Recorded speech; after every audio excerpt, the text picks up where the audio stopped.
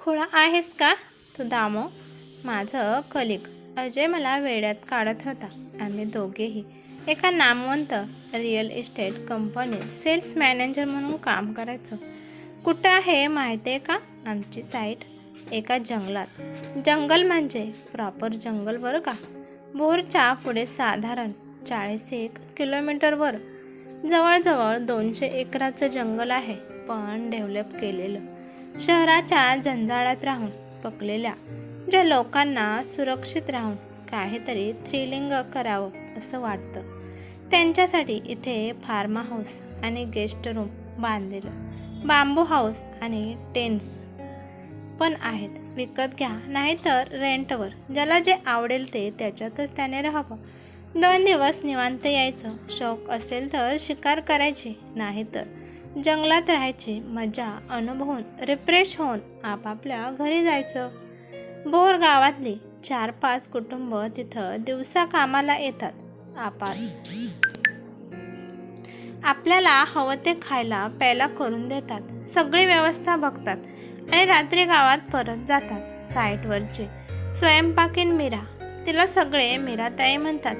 तिला जसं काही अन्नपूर्णेचं वरदान आहे. जो पदार्थ करेल तर चवीला 1 नंबर. कांदा भजी, भरलं वांग, हिरव्या मिरचीचा झुणका आणि नॉनव्हेज तर अशी काही बनवते की मी तिच्या नवऱ्यासमोरच लय वेळा तिच्या हाताचा मुक्का घेऊन म्हणतो, मीराताई यू आर ग्रेट. मग ती लाजून आत पळते. काय म्हणता नवरा? काही बोलत नाही. अरे हट, काय बिशात त्याची आपल्यापुढे काही बोलायची. किशोर तर आपला यार आहे. आपण कधी कुणाला कमी नाही लेखलं. बिशॉप्समधून शिकलो असलो म्हणून काय झालं. 6 फूट उंची, घारे डोळे, रोज जिमला जाऊन मिळवलेली स्क्लप्टेड बॉडी आणि अवघ्या 27व्या वर्षी सिनियर सेल्स मॅनेजरची पोस्ट. हे सगळं जरी असलं तरी आपण माज नाही केला हा कधी त्याचा. आणि सगळ्यात महत्त्वाचं, आपल्याकडे कला आहे. समोरच्याला बघता बघता खिशात घालायची. उगाच नाही वाजवून 80,000 पगार घेत. साईट व्हिजिटला येणारे मोठे लोक जसे आपल्या प्रेमात आहेत ना, तसेच सगळे कामगार आणि ड्रायव्हरसुद्धा आपले यार दोस्त आहेत. फिदा असतात सगळे आपल्यावर. तुम्हाला म्हणून सांगतो, झाडावरून नुकत्याच काढलेल्या ताज्या लालभडक तिखट लावलेल्या डझनभर कैरीच्या फोडी कंपनीच्या डायरेक्टर आणि COच्या आधी मला मिळतात. साईटवर गेलं की आणि तलंग कोंबडी शिजवली ना की सगळ्यांच्या आधी माझ्यासाठी लपवून झाकून बाजूला ठेवली जाते. असा थाट असतो आपला साईटवर. तलंग कोंबडी माहिती आहे ना? नाही भास्करराव. अहो, तलंग म्हणजे कवळी कोंबडी. तारुण्यात नुकतंच पदार्पण केलेली. तर मी काय सांगत होतो? हां, असंच एकदा साईटवर निघालो होतो मी कस्टमरला घेऊन. तेव्हाच तिथे दिसलेली गोरी गुलाबी कांती, हरणासारखे टपोरे डोळे, लांब सडक चमकदार केसात डोकावणारी सोनेरी छटा, 16-17 वर्षाची, सडपातळ बांधा आणि ताडमाड उंच. तिला बघता क्षणी मला वाटून गेलं की हीच ती जिच्याशी लग्न करायचंय मला. खुळा आहेस का दामू तू? अजय मला विचारत होता. कुठं दिसली तुला ती? साईटवर जाताना वाढाणे जोगवाडीच्या रस्त्यावर ती दिसली मला. खुराड्यातून बाहेर पळून अचानक तिची कोंबडी आमच्या गाडीच्या पुढे आली म्हणून ती जोरात पळत आली आणि आपल्या कोंबडीला पटकन उचलून छातीशी धरत आमच्याकडे हसून बघत ती आत घरात पळाली. तिथंच कलेजा खल्लास झाला आपला यार आजा. अजयला मी हे सांगताच त्याने कपाळावर हात मारून घेतला. होपलेस आहेस. 1 नंबरचा दामवतो. अरे, दिसायला चांगली असेल म्हणून काय झालं? कुठं तू कुठं ती? एकापेक्षा एक सरस, उच्च शिक्षित, गलेलठ्ठ पगार मिळवणाऱ्या मुली सांगून येत आहेत तुला. आणि तुला कोण आवडलं तर ही तलंग कोंबडी. अजय खो खो हसत म्हणाला. अजय यार, चेष्टा नको करूस. खरंच मला लग्न करायचे तिच्याशी. काकूंना सांगितलंस का घरी? बिन पाण्याने काढतील तुझी. नाही सांगितलं. पण मम्मी तुला माहीत नाही कशी आहे? तिला आवडो न आवडो मला आवडली आहे म्हटल्यावर ती काही विचार नाही करणार जास्त. काहीही झालं तरी ती माझ्याबरोबर असते नेहमी. मग झालं तर अडचण कशाची म्हणायची? उडवून टाका बार. अजय अजूनही चेष्टेच्या मूडमध्ये होता. त्याला खोटंच वाटत होतं. मी एक उसासा सोडला. 3 दिवसापूर्वी ती दिसल्यापासून असंच होतंय हो मला. एवढ्या मुली फिरवल्या आजपर्यंत, पण कधी कुणासाठी इतका वेडा नव्हतं झालो. सिरियसली. आता उद्याची साईट व्हिजिट आजाची. गुरुवारी माझा वीकली ऑफ म्हणजे थेट शुक्रवारी भेटणार ती मला. तोपर्यंत झोपेचं खोबरं राव. अजय, या शुक्रवारी तू जाणार आहेस ना साईटवर? आमचा बॉस विचारत होता. हो सर, मीच जाणार आहे. काही प्रॉब्लेम? अरे प्रॉब्लेम काही नाही. आज तुझ्याबरोबर कोणी व्यक्ती वेल नो ॲक्ट्रेस आहे मराठीतील. तू सवयीप्रमाणे तिला फ्लर्ट करायला जाऊ नकोस. आमचा बॉस हसत म्हणाला. मी मनात उसासा टाकून म्हटलं, बॉस, आता ऐश्वर्या जरी आली तरी मी फ्लर्ट करणार नाही. आपल्याकडे आता हर्टच नाही राहिलं. ते गेलं त्या तलंगकडे. तर अशा तऱ्हेने तलंगने आपल्यावर जादू केली आणि आठवड्यातून 7ही दिवस माझ्या फेऱ्या व्हायला लागल्या साईटवर. पण गंमत म्हणजे त्या दिवसानंतर तलंग मला दिसलीच नाही. आता माझं हसणं बोलणं पार बंद झालं. एकच ध्यास लागला तलंगचा. 2दा ती ज्या खोपटातून बाहेर पळत आली होती तिथेच उगाच पाणी प्यायला जाऊन पण आलो आणि झोपडीतल्या आंधळ्या म्हातारीशी ढीगभर गप्पा मारून आलो. हळूच तलंगचा विषय पण काढला. काय म्हणता? डायरेक्ट कसं विचारलं? नाही हो, समोरच्याला कळू न देता माहिती कशी काढायची हे नाही जमलं तर कसला डोंबलाचा सेल्स मॅनेजर मी. गुंतवून ठेवलं म्हातारीला गप्पांमध्ये आणि मग हळूच विचारलं, आजी तुम्हाला दिसत नाही? मग एखादी कोंबडी पळून बाहेर रस्त्यावर गेली आणि गाडी खाली आली तर तेव्हा आजी म्हणाली, ते आणि कसं होईल? नात आहे की माझी. मस्त चपळ धावत जाऊन उचलून आणते. मग आता कुठे आहे ती? मी विचारलं. रानात गेली आहे. येईल की संध्याकाळपर्यंत. नाव काय तिचं आजी? तुला कशाला पाहिजे बाबा तिचं नाव? अहो, भेटली रानात तर धाडतो तिला घरी. पायल. असं म्हणून म्हातारी जमिनीवर दोन्ही हात टेकून उठले आणि चाचपडत काठी घेऊन पाखरांना हुसकायला अंगणात टाकलेल्या वाळवणाकडे गेली. उसासे टाकत मी घरी आलो. चला, नाव तर कळालं. प्रगती आहे. दामू सरदार तुमची. मी स्वतःची पाठ थोपटत म्हणालो. त्या दिवसापासून रोज साईटवर जायला लागलो. वाढणे जोगदेव.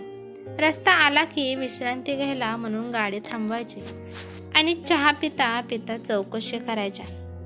पण पायल परत काही दिसली नाही. असंच एकदा एक गावकरी भेटला. त्याला चहा पाजला आणि चौकशा सुरू केल्या.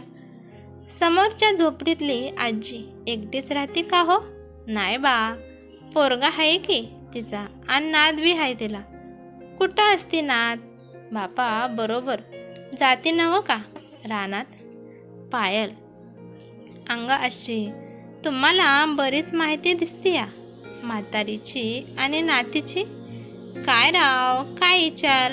गावकऱ्याने डोळे बारीक करून एक भुवई उडवत मला विचारलं आणि मी चक्क लाजलो. हे म्हणजे आकरीतच नाही हो. सहजच विचारलं. लग्न बिग्नाचा काय विचार नाही का नातीच्या? ह्या करीत गावकरी हसला. ते आणि कशाला? अजून 8 तर वर्षाची आहे. भरपूर टाईम आहे अजून. हे काय भलतंच? आत्ता परत म्हातारीकडे खोपट्यात जाऊन चौकशी करणं आलं. आत्ता ती खट म्हातारी दाद देईल का? चांगलंच लपडं झालं राव. यावेळेस अजयला मस्का लावला.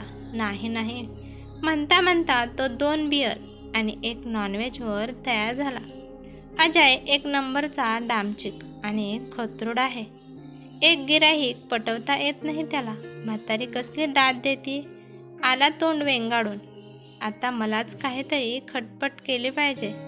गेलो तर साईटवर. तिथून येताना किशोरला सांगून एक कोंबडी मागवली आणि जाताना वाडणे जोगदेवच्या रस्त्यावर थांबलो. पायलच्या घराच्या दिशेने कोंबडी सोडली. आधीच घाबरलेली ती कोंबडी पाक पाक करत इकडे तिकडे धावायला लागली.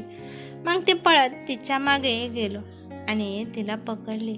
म्हातारी खोपटातून बाहेर आलीच होती.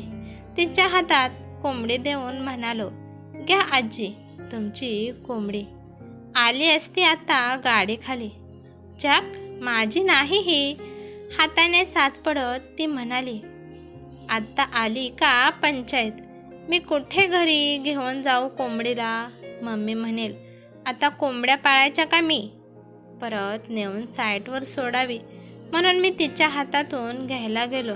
तशी म्हातारी कोंबडी सोडायला तयार नाही म्हणते कशी.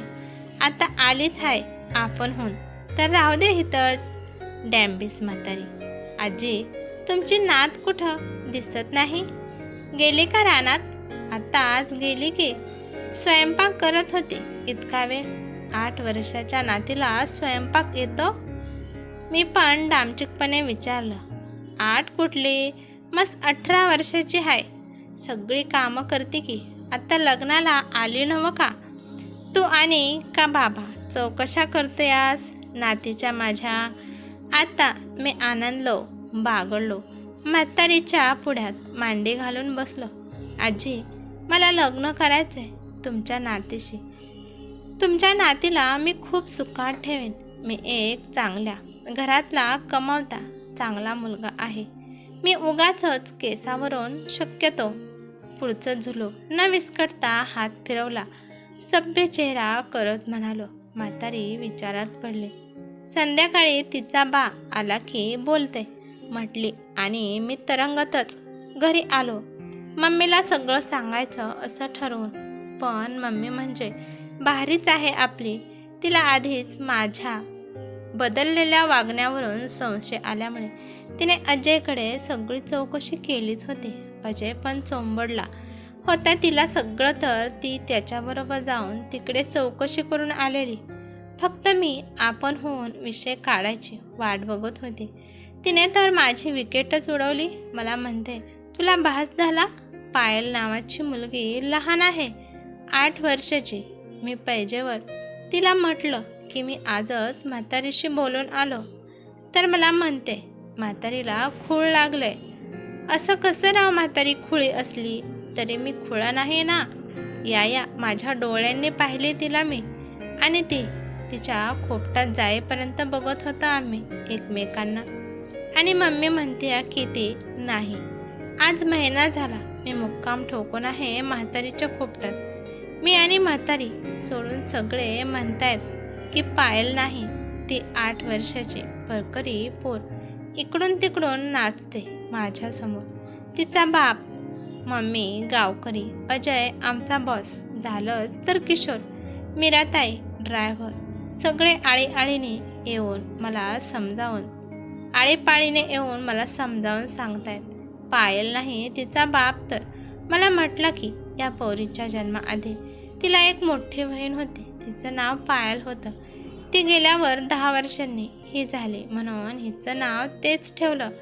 हिच्या वेळेला बाळंत होताना पायलची आई गेली. मग मला दिसली ती कोण होती. मी वर्णन केल्यावर तिच्या बापाच्या डोळ्यात पाणी आलं.